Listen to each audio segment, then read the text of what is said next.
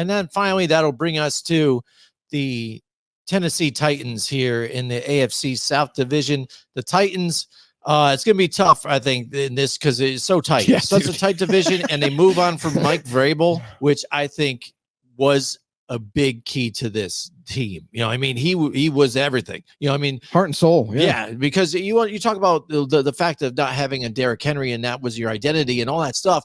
Mike Vrabel was a big part of that whole thing in his coaching style, the way he was. He is a professor of the game. You know, I mean, knew many rules that people didn't even know, that he held against Bill Belichick in the playoffs too, against him, and beat him. So he learned it from him. So I mean, now the student has become the teacher. Right. You know what I mean? So yeah, and to lose that, you know, I thought it was crazy for them to decide to let him go. You know, and he's doing things even in Cleveland right now as an assistant, to where I would not be surprised that he's going to move on somewhere else and become a big splash landing. So for or some possibly other team, even be the head coach there. Yeah, potentially even though. But if that, you know, if they didn't do that extension here with Stefanski, I would have probably said that. You know what I mean? Because I don't think that has any. That doesn't mean. Listen, we've seen how many coaches that have signed extensions that still end up losing their jobs a year or two later. Mm-hmm. So it's like, maybe they've had the conversation with Vrabel, and that's why he decided to sign with them. I don't think it was lack of interest, for sure. Mm-hmm. Vrabel, I think everybody Insurance wanted policy. a piece of, but I think they might have had a conversation where, like, okay, we're going to sign Kevin Stefanski for now. We'll see how this year goes. And he's got everything at his disposal. Defense is super locked in, top 5 defense, offense on paper anyway. There's not a weakness there. So there's no excuses not to be successful. If you don't reach the playoffs, if you don't go deep into the playoffs, Kevin Stefanski, even though he signed that extension, I don't think he's out of the woods yet. So with having Vrabel kind of in the corner, so to speak, and waiting to pounce, like they might be quick to pull the trigger, more deadly, where they'll be like, all right, well, Stefanski let us down yet again. We're gonna put the blame on Kevin, fire him, and Vrabel's gonna move in. So it's a possibility. I'm not saying it's gonna happen, but definitely got to be thought about for sure. Yeah. So when you look at this offense, like I said, moving on from Vrabel, so you got a whole different thing, but they go and get Brian Callahan for their offensive coordinator, which is, I think, a smart move here too, to try and work with Will Levis here and get him going. He started to show real good signs here last season. And I really like what this kid has to offer. And like I said, they're changing their identity a little bit. You know what I mean? They're not going to have to be so reliant on the run. They ranked almost dead last in the offense. So they really need to get this revamped here. And you've got some more additions here also on the offensive side, you know, to help out, you know, DeAndre Hopkins. When he was brought there and he signed there, I was kind of scratching my head. I'm like, oh, why'd really, he choose bro? there? Like, why'd you go there? You know, and now, you know, you see that, you know, they don't have Vrabel there, and they're like, oh, man, he's going there to die, you know. But they got Tyler Boyd now. And then we talked about just Calvin Ridley moving on from Jacksonville. Now he's there. So now I'm liking what these guys are doing. And Treylon Burks even now slides in that defensive, or in that in the depth chart here. So moving down. There. So, you know, and then even some of those guys further down, they've got some nice little guys just sprinkled in here for some backup. So that's definitely some more weapons than this team has had in a while here. And Tony Pollard, I think, to split time with Tyjae Spears, I think, is a nice 1-2 punch in the backfield to help Will Levis too. So I'm liking what this offense could potentially be here with Brian Callahan, Joe. Yeah, it's a completely different equation in terms of the offense. It's a different group of talent than what they would be accustomed to with Vrabel still there. Now, the only problem that I have with the whole Vrabel situation is it's almost like they blamed him for not getting over the hump, but they were very competitive every single year that he was there. And honestly, could you really say that he had a quarterback that could definitely help carry this team? With Ryan Tannehill there during his tenure, Ryan Tannehill's Ryan Tannehill. Like he's kind of like an above average or at least average quarterback as a starter.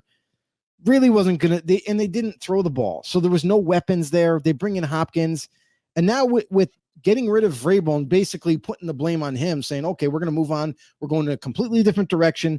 We're going to bring in Brian Callahan, formerly of the Cincinnati Bengals, a guy that's going to bring that kind of style, that offense over here, at least similar. You notice the personnel change immediately. You mentioned Calvin Ridley already. DeAndre Hopkins was already there. Tyler Boyd, a consummate veteran, coming over. Now they have a very solid wide receiving core that that Brian is going to utilize with this kind of Bengal-ish offense that he's going to implement. And then you talked about Pollard and Tyjae Spears. Very different running backs than what Tennessee Titan fans are used to. Not the battering ram type, not the guy that's going to throw people out the club and keep running, but a couple of men that are very elusive, very fast, twitchy, guys that can catch out of the backfield as well. So it's going to be interesting to see the chemistry and the creativity that Brian Callahan is going to implement with these new additions. And then offensive line was a big problem for the Titans for quite some time. And they were kind of trying to work through it while Vrabel was there. But now with Brian Callahan there, they already had Peter Skoronski at left guard, still a stud, but they managed to finally find a definite true center that can lock down and be a great player for their future. And Lloyd Cushenberry coming over from Denver. Nicholas Petit-Frere is a offensive lineman that I have a concern with. I'm not 100% sure if he's the answer at right tackle. That would be my only concern. Other than J.C. Latham, who they just drafted this year in the first round, locked up that left tackle position, at least in their eyes. I'm not crazy about him going to the left side. I think he's more of a right tackle. But again, we're going to see how this all pans out this coming training camp when we see preseason games. And hopefully it works out for them. But that's all I would say with that. And then Will Levis, I think Will Levis is going to be one of these guys where he showed us glimpses of being the guy. You know, he showed us glimpses of saying, well, I'm gonna ad lib if I have to. I'm gonna make things work, kind of like what Patrick Mahomes does in a sense where when the play breaks down, he's got the legs to do it. He's also has the cannon for an arm to get the ball down the field. And now you have all these weapons. You have a great backfield behind you. And Levis has a great teacher now, and Brian Callahan, who worked well with Joe Burrow, is looking to continue that success with the quarterback group.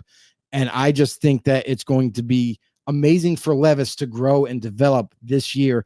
I think this Tennessee offense is going to be one of those kind of like under the radar offenses that not many people anticipate being this points piling type of offense where they're going to hit fast and quick and keep the tempo going all throughout the game. But man, I think on paper anyway, they definitely have the talent and they have the pieces in place. It's a matter of putting it all together this year.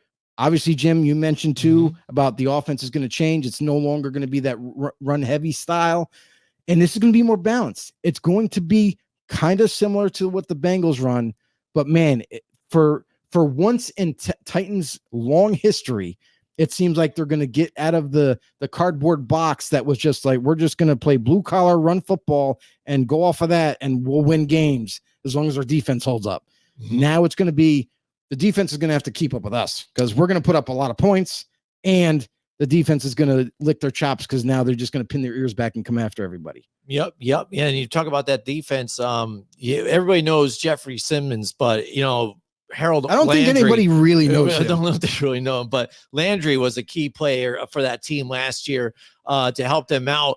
And they were number one in the red zone last year too. So, I mean, they were pretty good overall on the defense, but you saw it when it got to the red zone, they really put the pressure on. That's where those two guys really performed. But they add some more players, and I like what they did here. They go out and get Ladarius Sneed from the Chiefs too, and that was big for them, coming off his best playoff performance, I think, of his career. So it was big for him to come here too. Chidobe Awuzie, everybody knows him too over there in Cincinnati. I like that addition there too. And you see the connection now too. Murray though too as well. Yeah, that exactly.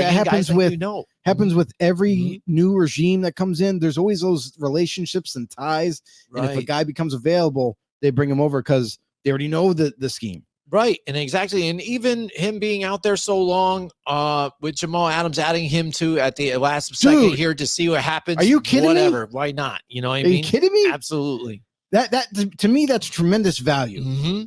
and I understand people kind of put him into a box and say, oh, he's only an in the box safety, but maybe that's all they are looking for. Yeah. You know? Yeah. And a guy who's still young, like 28 years old, I think that's an excellent signing. Yep. So I mean, I'll just continue. Sure. Honestly, like this is one of those very, very solid defenses before. Mm-hmm. And I tend to think that the defense from last season to this season, they got better in terms of filling holes out, and not only just with vets like Wouzier, like Jim mentioned, like the fact that they traded for L'Jarius Sneed, who I think is going to pay huge dividends for them, but also nickel corner. They drafted him in 22. Roger McCreary is going to be that lock up guy that he doesn't have to be kicked outside anymore. He can always just stay at nickel and lock down. Amani Hooker at free safety has made a name for himself in Tennessee, is definitely going to be that star-studded type of safety who's going to go sideline to sideline in coverage and whatnot, makes great plays. Jamal Adams, though, adds that tenacity, adds that little bit of nastiness in the back end of this defense, where going to be huge in run support, going to be huge in just flat out demolishing people over the middle. And that's where he just makes his big time plays, as well as you're going to see him utilized in blitz packages because he was super successful with that in Seattle. Look for that to continue with the Tennessee Titans. And then in the linebacking core, I will say this, what was interesting to me is they bring yet another guy who's very athletic in the middle linebacker, and Kenneth Murray from the Chargers, a guy that can go sideline to sideline, can get after the football. And again, you look at athletic on the defense, there's a lot of athleticism and speed, and it's very tough to deal with when you're an offense that doesn't have that kind of combination at every single position.